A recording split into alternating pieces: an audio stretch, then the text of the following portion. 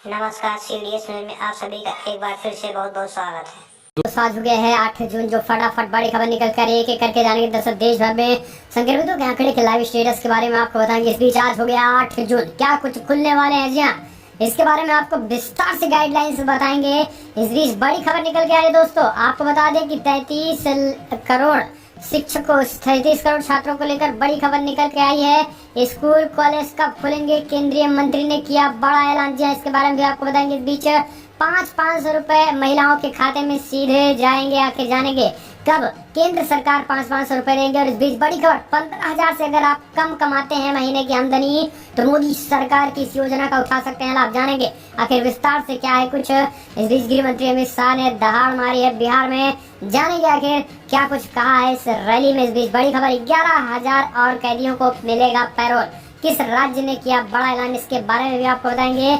इस बीच कामगारों को लेकर फिर से मुंबई लौटने लगे कामगार। जी आपको बता दें कि कंपनियां पूरी तरीके से घाटे में जाने लगी, कंपनियां बैठने लगी, जिसके बाद अब समस्या हो गई है, जानेंगे इसके बारे में भी क्या कुछ बड़ी खबर निकल गई। इस बीच चीन क्यों गड़गड़ाया है भारत के सामने, तो सब कुछ खबरें ध्यान तक जाने के लिए। लेकिन उससे पहले छोटा सा निवेदन, अगर आपने चैनल को सब्सक्राइब नहीं किया तो प्लीज सब्सक्राइब के लाल बटन दबाकर चैनल को सब्सक्राइब करें। और अगर आप भी मानते हैं कि प्रधानमंत्री मोदी के नेतृत्व में देश कोरोना को हराएगा तो इस वीडियो को दिल से लाइक करके अपना समर्थन दें। दरअसल पहली बड़ी खबर निकल के आ रही है, आपको बता दें देश भर में संक्रमितों का आंकड़ा 2,57,000 को हुआ पार। जी आपको बता दें 2,57,238 मामले टोटल हो चुके हैं। पिछले 24 घंटे में रिकॉर्ड तो 10,616 मामले सामने आए हैं। मृतकों की संख्या 7200 को पार कर गई है। जबकि अच्छी खबर यह है कि 1,23,000 लोग अभी तक स्वस्थ हो चुके हैं। अगर महाराष्ट्र की बात करें तो कल 3,007 मामले सामने, तो टोटल 85,975 हो गए। तमिलनाडु में कल 15 मामले सामने, तो टोटल 31,000 के आंकड़े को पार कर गए। दिल्ली में भी कल 1,282 मामले सामने आए, तो टोटल 28,936 हो गए। गुजरात में 480 मामले सामने, तो टोटल 20,000 के आंकड़े को पार कर गया है। राजस्थान में 262 मामले कल सामने आए, तो टोटल 10,000 के आंकड़े को पार कर गया है। यूपी में भी 433 मामले सामने, तो टोटल 10,000 के आंकड़े को पार कर गए हैं। मध्य प्रदेश में 173 मामले सामने आए, तो टोटल 9400 के आंकड़े हो गए हैं। पश्चिम बंगाल में 449 मामले सामने आए, तो टोटल 8100 हो गए हैं। कर्नाटका में 239 मामले सामने आए हैं। बिहार में 239 मामले सामने, बिहार में भी आए, टोटल 5,000 के आंकड़े को पार कर गए। आंध्र प्रदेश में 199 मामले सामने आए। हरियाणा में 496, 500 करीब आए, टोटल 4500 करीब हो गए। जम्मू कश्मीर में 6220 मामले सामने आए, तो टोटल 4,000 के आंकड़े को पार कर गए। जम्मू कश्मीर में कर रिकॉर्ड तोड़ मामले आए।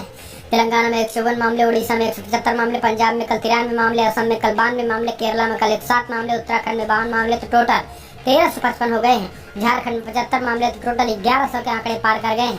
त्रिपुरा में 53 मामले, हिमाचल प्रदेश में 11 मामले, चंडीगढ़ में 3 मामले कल आए, गोवा में 33 मामले आए। तो ये राज्य दर राज्य आंकड़े हैं। फिलहाल चलते हैं अगली बड़ी खबर, आपको बता दें कोरोना संकट, 8 जून से धार्मिक स्थल, रेस्तरां और मॉल खुलने लगेंगे। जी हाँ, आपको बता दें कि केंद्रीय स्वास्थ्य मंत्रालय ने गुरुवार को दिशा निर्देश जारी करके कंटेनमेंट जोन को छोड़कर बाकी जगहों के होटल, शॉपिंग मॉल, रेस्तरां और धार्मिक स्थलों को सोमवार 8 जून से खोलने की अनुमति दे दी है। स्वास्थ्य मंत्रालय के अनुसार इन जगहों पर 6 फीट की दूरी, चेहरे पर मास्क, सैनिटाइजेशन, थर्मल स्क्रीनिंग को अनिवार्य कर दिया गया है। होटल और रेस्तरां मालिकों को आगंतुकों की पूरी जानकारी रखनी होगी, मसलन पहचान पत्र, मोबाइल नंबर, विदेश यात्रा और बीमारी का ब्यौरा। इन जगहों पर सिर्फ बिना लक्षण वाले लोगों के आने जाने की अनुमति है। होटल, रेस्टोरेंट, शॉपिंग मॉल में 24 से 30 डिग्री तक की एसी चलाने की अनुमति होगी। जितना संभव हो सके हवा को ताज़ा रखना होगा। इस बीच आपको बता दें बिग ब्रेकिंग जो निकल के आ रही, मॉल्स को लेकर भी एसी के लिए गाइडलाइन की गई है। मॉल्स में आने वाले को मोबाइल में आरोग्य सेतु ऐप डाउनलोड करने की सलाह दी गई है। फूड स्टॉल में उनकी कुल क्षमता के 50% लोगों की बैठने की अनुमति दी गई है। इस बीच एक ग्राहक के जाने पर टेबल को सैनिटाइज करना होगा। इस बीच डिजिटल पेमेंट को बढ़ावा देना होगा। तो इस तरीके से कुछ एक नई गाइडलाइंस जारी की गई। तो आज से खास करके आपको बता दें कि देश भर के तमाम होटल्स, रेस्तरां, इसके साथ धार्मिक। फिलहाल चलते हैं अगली बड़ी खबर लेते हैं, बिग ब्रेकिंग। आपको बता दें कि महिला जनधन खाता धारकों को बड़ी खबर, तीसरी किस्त में 500 रुपए का ऐलान। जी हाँ, आपको बता दें कि कब निकाल सकते हैं।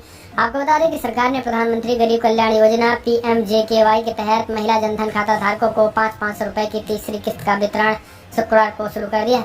वित्त मंत्री निर्मला सीतारमण ने मार्च के आखिर में महिला जनधन खाता धारकों के बैंक खातों में 3-3 महीने तक 500-500 रुपए की राशि भेजने की घोषणा की थी। सरकार पहले ही 2 किस्त पात्र लाभार्थियों के खाते में भेज चुकी है। सरकार ने इस महीने में जनधन खाता धारकों के अकाउंट से तीसरी किस्त निकालने के लिए समय सारणी की है, ताकि बैंकों की शाखाओं में भीड़ ना जुटे और फिजिकल डेफिसिट डिस्टेंसिंग बनी रहे और लाभार्थी तय शेड्यूल के हिसाब से रुपए की निकासी कर सकते हैं। तो आपको बता दें कि तीसरी किस्त को लेकर भी केंद्र सरकार ने जारी कर दिया। तीसरी किस्त भी आपके खाते में सीधा पहुंच चुकी है। महिलाओं के खाते में लगभग 20 करोड़ महिलाओं को सीधा इससे फायदा हुआ है। हम चलते हैं अगली बड़ी खबर। 15 अगस्त के बाद खुलेंगे स्कूल कॉलेज, मानव संसाधन मंत्री रमेश पोखरियाल निशंक का बड़ा ऐलान। जी हाँ, आपको बता दें कि छात्रों, शिक्षकों और अभिभावकों के हफ्तों के भ्रम के बाद मानव संसाधन विकास मंत्री रमेश पोखरियाल निशंक ने कहा है कि स्कूल और कॉलेजों को अगस्त 2020 के बाद फिर से खोला जाएगा। संभवतः 15 अगस्त 2020 के बाद शैक्षणिक संस्थान खुल जाएंगे। डॉक्टर रमेश पोखरियाल ने एक इंटरव्यू में ये बातें कही। उन्होंने कहा कि 15 अगस्त तक सभी परीक्षाओं के परिणाम घोषित करने की कोशिश की जा रही है। आपको बता दें कि इस संबंध में दिल्ली के उप मुख्यमंत्री मनीष सिसोदिया ने एचआरडी मंत्री डॉक्टर रमेश पोखरियाल निशंक को भी स्कूल पुनः खोलने की योजना पर पत्र लिखा है। इस बात की जानकारी उन्होंने कल ट्वीट के माध्यम से दी। उन्होंने अपने पत्र में लिखा कि समय आ गया है कि कोरोना के सह अस्तित्व को स्वीकार करते हुए देश के स्कूलों की भूमिका नए सिरे से तय की जाए और इसको लेकर अब खास करके शिक्षा मंत्री ने बड़ा ऐलान किया। तो 15 अगस्त से स्कूल कॉलेज खुलेंगे। हम चलते हैं अगली बड़ी खबर लेते हैं। Big breaking. आपको बता दें दोस्तों, अगर 15,000 से कम है महीने आपकी आमदनी तो मोदी सरकार की इस योजना का उठा सकते हैं लाभ। जी हाँ, आपको बता दें कि देश में ऐसे लोगों की संख्या काफी ज्यादा जो असंगठित क्षेत्रों में काम करते हैं और एक माह की आमदनी 15,000 से भी कम है। मोदी सरकार ने ऐसे लोगों के लिए एक योजना की शुरुआत की है। इस योजना के तहत 60 साल की उम्र के बाद हर महीने न्यूनतम 3,000 रुपए पेंशन का प्रावधान किया गया। इसके साथ ही पेंशन पाने के दौरान यदि लाभार्थी की मृत्यु हो जाती है तो उसकी पेंशन की 50% धनराशि उसके जीवन साथी को पेंशन के रूप में दी जाएगी। इस योजना का नाम प्रधानमंत्री श्रम योगी मानधन योजना है। आपको बता दें कि इस योजना से पहले नेशनल पेंशन सिस्टम और अटल पेंशन योजना लोगों के लिए उपलब्ध थी। प्रधानमंत्री श्रम योगी मानधन योजना के तहत 15,000 रुपए से कम आय वाले व्यक्ति को 60 साल की उम्र में हर माह 3,000 रुपए पेंशन मिलेगा। अब आपको करना क्या है? दरअसल आपको बता दें कि अब आपको रजिस्ट्रेशन कराना है। पहले तो प्रधानमंत्री श्रम योगी मानधन योजना के अंतर्गत रजिस्ट्रेशन कराने के लिए कर्मचारी के पास मोबाइल फोन, बचत बैंक खाता और आधार संख्या होना चाहिए। इसी के साथ आपको बता दें कि इस योजना में उम्र के हिसाब से प्रीमियम लगेगा। जिस सदस्य की जितनी कम उम्र होगी उसकी उतनी प्रीमियम होगी। कोई अगर 18 साल की उम्र में इस योजना से जुड़ेगा तो उसे 55 रुपए प्रति माह जमा करना होगा। इसी तरीके से 29 साल की उम्र वाले को 100 रुपए और 40 साल के उम्र वालों को 200 रुपए प्रति माह देने होंगे। तो इस तरीके से 60 साल बाद आपको पर मंथ हम कह सकते हैं कि 3,000 रुपए मिलेंगे। हम चलते हैं अगली बड़ी खबर। बिहार की वर्चुअल रैली में बोले अमित शाह, लालटेन का जमाना गया, अब आया एलईडी का जमाना। जी हाँ, आपको बता दें कि भारतीय जनता पार्टी के वरिष्ठ नेता केंद्रीय मंत्री अमित शाह ने रविवार को पटना में वर्चुअल रैली को संबोधित किया। इस रैली को आगामी बिहार विधानसभा चुनाव के प्रचार का आगाज माना जा रहा है। पटना में मंच पर बिहार के उप मुख्यमंत्री सुशील कुमार मोदी के साथ पार्टी के कई नेता भी मौजूद थे। दिल्ली से ही रैली को संबोधित करते हुए अमित शाह ने लालू यादव की पार्टी राष्ट्रीय जनता दल पर निशाना साधा और कहा कि अब लालटेन का जमाना चला गया, एलईडी बल्ब का जमाना है। आपको बता दें कि लालटेन आरजेडी का चुनाव चिन्ह है। अपने संबोधन में अमित शाह ने बिहार में लालटेन युग के खत्म होने की बात की है। उन्होंने कहा कि लूट एवं ऑर्डर से लॉ एंड ऑर्डर तक की हमने यात्रा की है। जंगल राज से जनता राज तक हमने काम किया है। भारतीय जनता पार्टी और नीतीश सरकार के नेतृत्व में पूरी तरीके से बिहार एकदम फल फूल रहा है और तेजी के साथ बढ़ भी रहा है। और इसको लेकर एक बार फिर से गृह मंत्री अमित शाह ने केंद्रीय योजनाओं को भी खूब गिना है।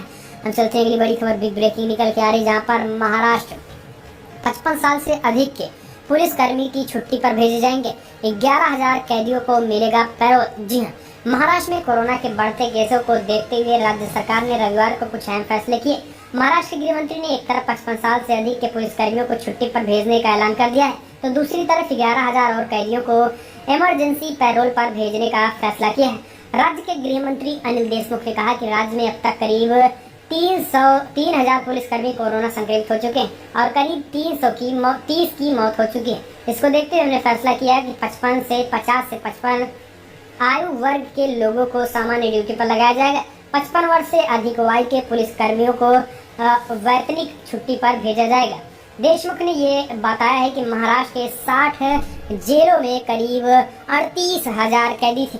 जेल में सोशल डिस्टेंसिंग को ध्यान में रखते हुए फैसला किया गया है। हम चलते हैं अगली बड़ी खबर। बिग ब्रेकिंग न्यूज निकल के आ रही है। आपको बता दें कि कोविड-19 से चले गए प्रवासी कामगारों के लौटने पर मालिकों को पूरी तरीके से है सख्त संकट में है फैक्ट्रियां।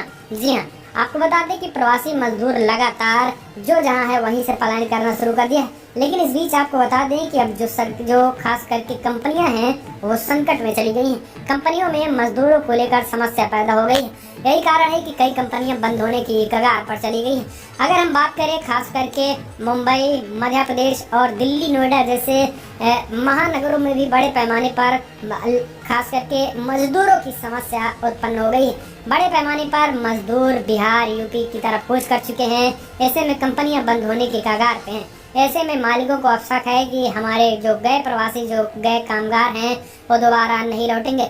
इन सबको देखते हुए अब अच्छी खासी प्राइस में टिकट भी दिए जा रहे हैं और टिकट के पैसे पूरी तरीके से फैक्ट्रियां दे रही हैं और लोगों को बिहार और यूपी से फिर से बुलाना शुरू हो गया है। हम चलते हैं अगली बड़ी खबर। बॉर्डर विवाद पर टकराव नहीं चाहता है चीन।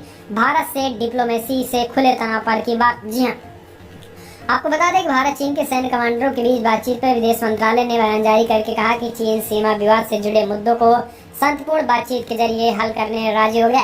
भारत के विदेश मंत्रालय ने कहा कि चीन ने ये माना कि दोनों देशों के बीच द्विपक्षीय संबंधों के फलने फूलने के लिए जरूरी है कि सीमा पर शांति और दोस्ताना माहौल रहे। आपको बता दें कि लद्दाख में पेंगोंग झील के पास आईटीबीपी कैंप के सामने चीनी सैनिकों ने पिछले कुछ महीनों में अपना ठिकाना बना दिया था और इसको लेकर सेना ने बात की। फिलहाल चीन पूरी तरीके से पीछे हटने को तैयार। हम चलते हैं अगली बड़ी खबर। बिग ब्रेकिंग जम्मू कश्मीर से निकल के आ रहे, जहां पर जम्मू कश्मीर सेना को बड़ी सफलता। हिजबुल के टॉप कमांडर समेत 5 आतंकी ढेर। जी हाँ, आपको बता दें कि दक्षिणी कश्मीर के शोपियां में सुरक्षा बलों ने मुठभेड़ में 5 आतंकियों को ढेर करने में बड़ी कामयाबी हासिल की है। इन मारे गए 5 आतंकियों में हिजबुल मुजाहिदीन के टॉप कमांडर फारूक अहमद भट्ट उर्फ नाली भी शामिल है।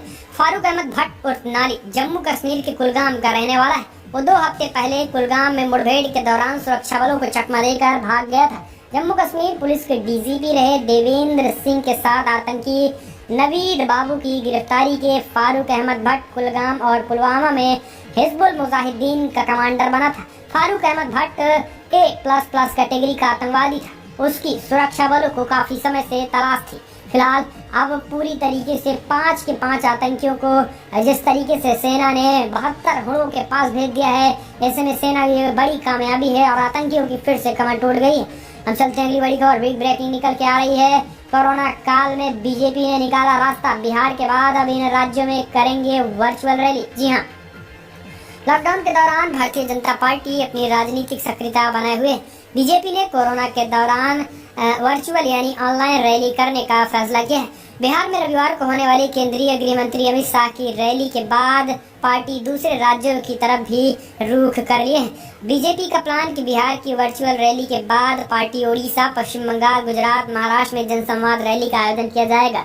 इसकी शुरुआत रविवार को गृह मंत्री अमित शाह बिहार में वर्चुअल रैली के साथ कर दिया है और इसी के साथ गृह मंत्री अमित शाह आज यानी 8 जून को ओडिशा में आज करेंगे तो कल 9 जून को पश्चिम बंगाल में वर्चुअल रैली यानी ऑनलाइन रैली को संबोधित करेंगे। तो ममता सरकार को भी घेरने की गृहमंत्री शाह ने कस लिया है कमर।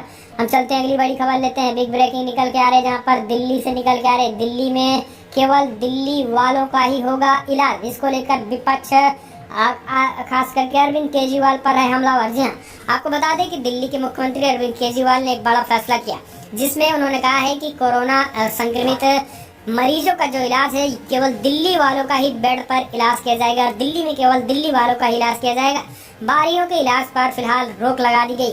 अब इसी को लेकर विपक्ष हमलावर है। यूपी के कई बड़े नेता, खास करके पश्चिमी उत्तर प्रदेश के लोगों ने केजरीवाल पर जमकर भड़ास निकाली है। इसके साथ कई बीजेपी नेता, समाजवादी पार्टी और कांग्रेस पार्टी विपक्ष ने केजरीवाल पर हमला बोला है। उनका कहना है कि हमारी तरफ कोई बड़ी हॉस्पिटल न होने की वजह से पश्चिमी उत्तर प्रदेश के ज्यादातर लोग दिल्ली ही भागते हैं। ऐसे में दिल्ली में इस तरीके का फरमान अपने आप में ये तानाशाही है और एक देश में दो कानून लागू होने की बात हो चुकी है। इसको लेकर अरविंद केजरीवाल पर लोगों ने जमकर गुस्सा भी जाहिर किया। हम चलते अगली बड़ी खबर। दुनिया भर में जो आंकड़े निकल के आ रहे हैं आपको बता दें, 66 लाख के आंकड़े को पार कर गया। 66,63,000 कंफर्म केसेस हो चुके हैं। मृतकों की संख्या 3,92,000 को पार कर गई। यूनाइटेड स्टेट में 19,59,000 कंफर्म केसेस हैं, जबकि 1,11,000 लोगों की मौत हो गई है। ब्राजील में 6,76,000 कंफर्म केसेस तो 36,000 के करीब लोगों की मौत हो गई है। रसिया में 6,67,000 कंफर्म, 4,67,000 केसेस तो 58,006,000 करीब लोगों की मौत हो गई है। यूनाइटेड किंगडम में 2,86,000 तो 40,000 लोगों की मौत। लेकिन सबसे हैरानी वाली बात यह कि लगभग 2.5 लाख के आंकड़ा भारत भी पार कर चुका है और इस बीच लगभग 7,000 के करीब लोगों की मौत हो गई। तो दुनिया भर में ये आंकड़े फिलहाल बड़ी खबरों में इतना। लेकिन अगर आपको वीडियो पसंद आए तो लाइक करें, शेयर करें, कमेंट के माध्यम से अपनी राय देना ना भूलें। इस वीडियो में इतना। जय हिंद।